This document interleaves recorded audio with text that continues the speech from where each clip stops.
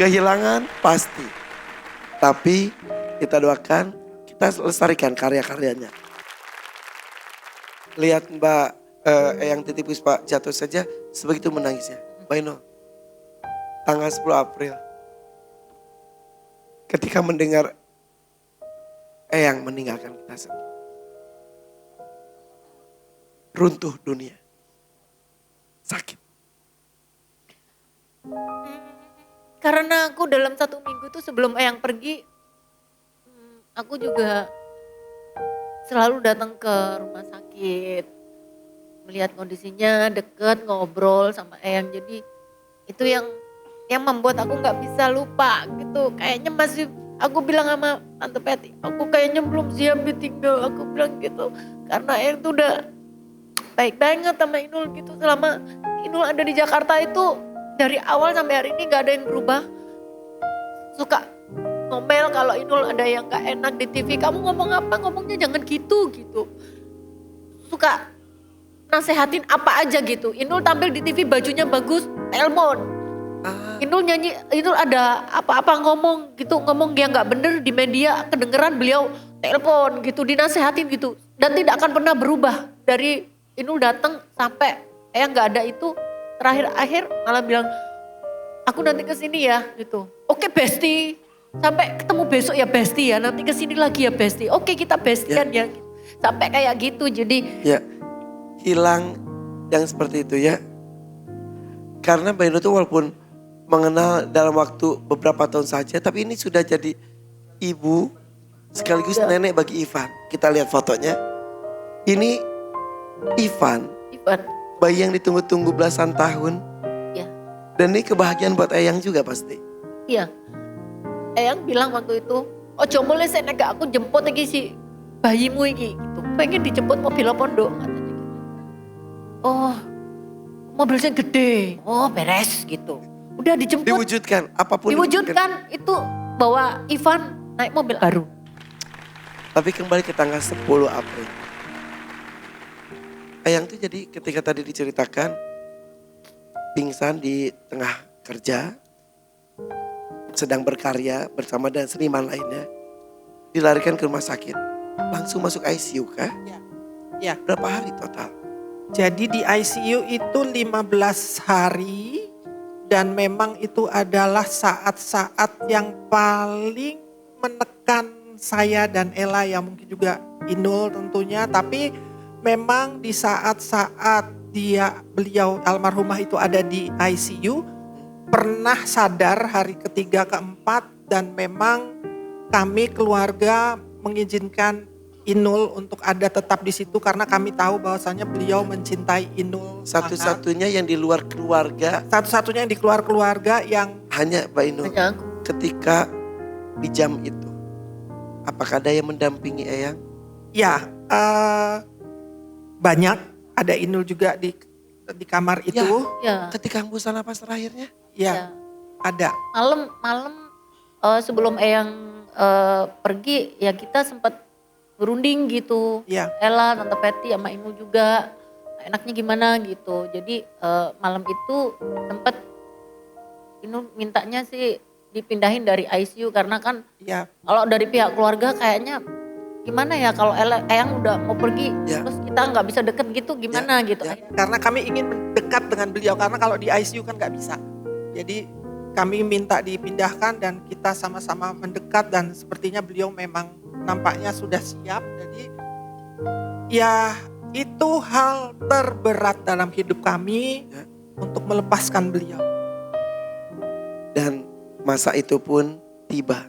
Masa itu pun tiba. Ikhlaskan. Ikhlaskan. Sudah banyak karya, sudah banyak jasa yang ditorehkan. Ya. Dan kebaikan demi kebaikan mungkin sekarang sedang diceritakan oleh orang-orang yang pernah merasakan cinta kasih dari Eyang Titi Puspa.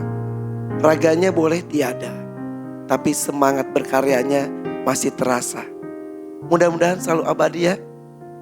Dan setiap helah nafas kita ketika kita bernyanyi lagu-lagunya, terkenang beliau, doakan beliau. Insya Allah akan diterangkan kuburnya. Amin. Ditempatkan terbaik di sisi Sang Maha Pencipta.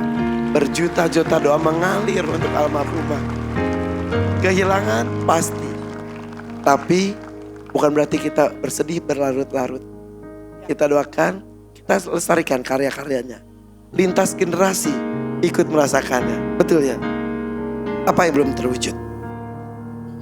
Sebetulnya banyak sekali, khususnya sekolah anak-anak miskin yang punya bakat seni.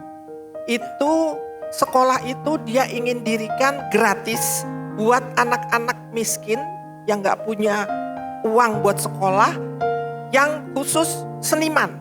Jadi dia berharap kemungkinan anak-anak itu mungkin ada nanti umur 7 atau 12 tahun sudah jadi maestro.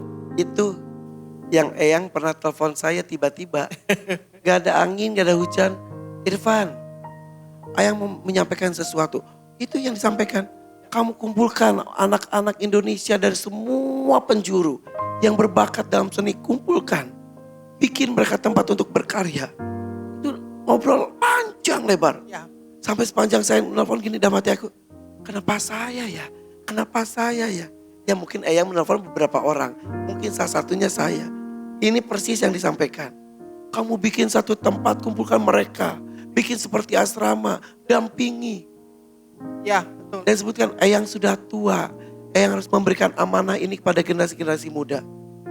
Jadi beliau itu sebetulnya sangat kagum dengan anak-anak muda zaman sekarang.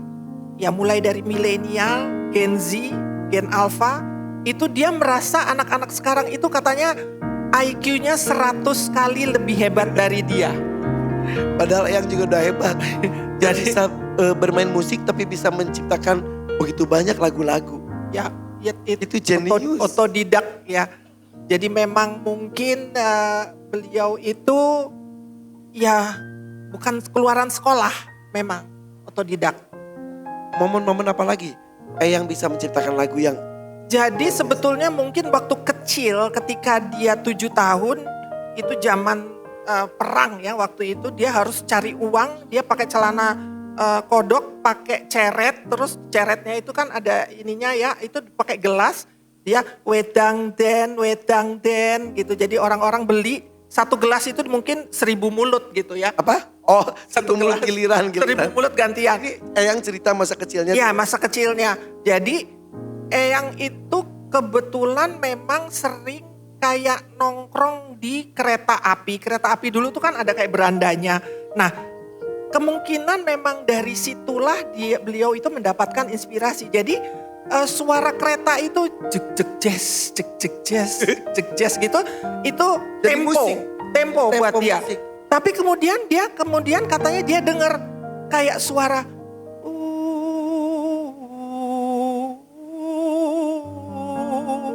gitu. Dia nada-nada itu dia dengar dari jalannya kereta. Jadi dari lingkungan, dari alam Alam, diproses jadi sebuah tempo dan musik. tempo dan musik dan rangkaian nada.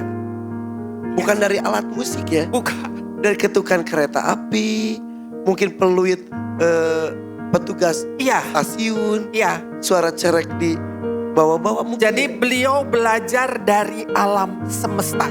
Allah Akbar, la ilaha illallah.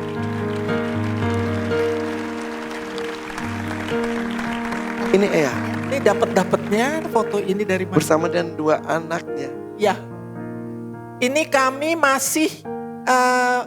masih nebeng di rumah keluarga Eyang Kamil di Jalan Raden Saleh 1 nomor 5. Ibu saya dapat kamar gudang temboknya itu berlumut. Jadi setiap pagi beliau itu mesti nyuci, mesti nyapu, mesti masak. Ibu saya bolak-balik ke RRI nyanyi pakai becak. Jadi ketika naik becak terus ada becek, ada mobil lewat. Terus beceknya nyiprat ke bajunya, dia nangis, dia pulang, dia cuci dulu, dia setrika, dia balik lagi ke Baju buat show itu. Baju buat show. Tahun 1963. Wow. Oke. Mbak Inul izin Mbak Peti ikut saya ke sini boleh? Boleh berdiri di sini. Mbak Inul juga. Tadi di tengah saya mengatakan, berasa hadir gak? Ya. Ini yang Titik Puspa. Ya, begitu cantik, begitu ayu. Umur 60. Ini Ya. matanya teduh, penuh kasih sayang, tapi penuh harapan dan ketegasan. Mulutnya tak senyum, tapi ada cinta di sana. Jika bisa menyampaikan sesuatu, sampaikan sesuatu untuk Eyang. Assalamualaikum Mama. Salam cinta dan doa itu yang selalu kau ungkapkan, yang selalu engkau katakan kepada setiap orang. Aku percaya Mama beristirahat tenang-tenang dan bertemu dengan orang-orang yang Mama cintai. I love you, Mom. I always do. I love you, Mom.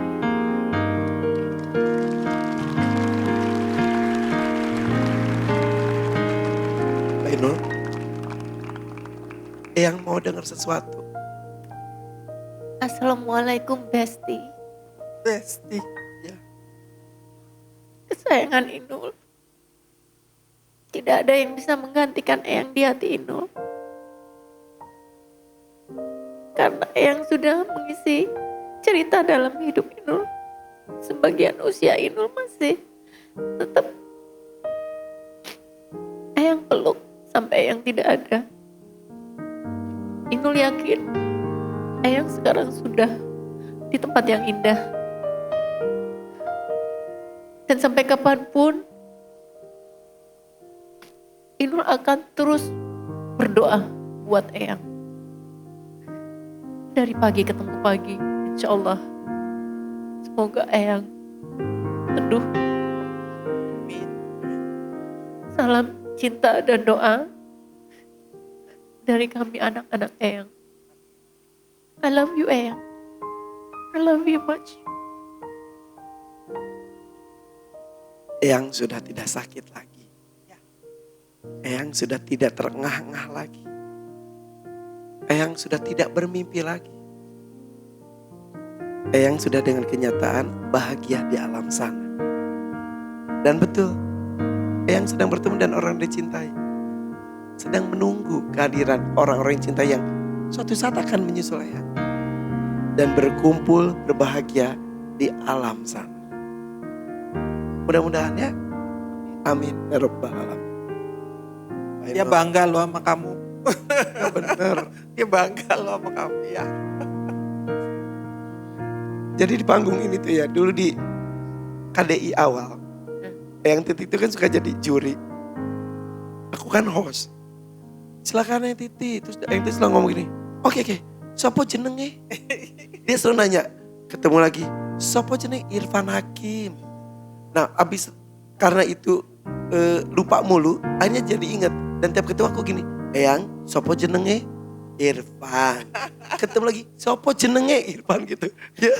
Ada satu momen nih yang tidak pernah banyak orang tahu. Pada saat Inul tuh ada acara ulang tahun. Inul lupa terima acara di Surabaya. Akhirnya Inul cerita, gimana ini sama-sama gak bisa dibatalin. Aku ada ide. Jadi malam hari itu aku dinaikkan jet pribadi. Wow. Yang orang lain kemarin baru heboh-heboh naik jet pribadi. Aku sudah pernah duluan dinaikin sama Eyang Titik Puspa. Untuk naik jet pribadi. Jadi Surabaya. habis nyanyi ulang tahun diatur sama beliau. Ya. Inul pokoknya di ulang tahun ini keluarnya harus duluan. Habis itu udah disiapin forerunner. Kamu harus pergi ke Halim. Cepetan sana, jangan sampai mengecewakan yang di sana. Keren. Naik jet pribadi. Keren ya, dia tim suksesnya Titik Puspa. Keren banget, Masya Allah itu. Keren. Biasa, Uangnya- ada orang yang tahu dan aku gak boleh sombong katanya. Ini nih baru cerita sekarang. Baru cerita sekarang. Iya. Baru teringat ya. Jet pribadi itu mahal. Satu Iya. trayek itu, satu kali terbang itu, kalau gak salah 200 apa 200 juta. 200 Saat itu. saat itu. Ya. Jakarta, Surabaya. Terus sampai di sana jet pribadi itu cuman isinya saya sama make up artist sama asisten. Cuman 3 orang. kita menikmati itu, bayangin coba seorang Eyang Titik Puspa itu menaikkan aku jet pribadi supaya aku di sini gak kecewa, sono gak kecewa. Wow. Dan gak boleh cerita. Gak. Dan aku mau kemarin-kemarin yang pada heboh naik jet pribadi apa segala macam. Kan aku tuh juga pengen gitu ya. Eyang, pada pamer. Ora usah pamer. Wis sing penting kowe disi, kamu duluan yang udah pernah naik jet pribadi. Isinya cuman kamu seorang katanya. Wow. Tapi memang kasih sayang Eyang Titik Puspa itu untuk Indonesia ini sangat besar. Hingga merangkul banyak orang, lintas generasi. Tak pandang usia, semua genre musik pun dilibas sama beliau. Ya. Makanya sampai sekarang begitu banyak yang mencintai.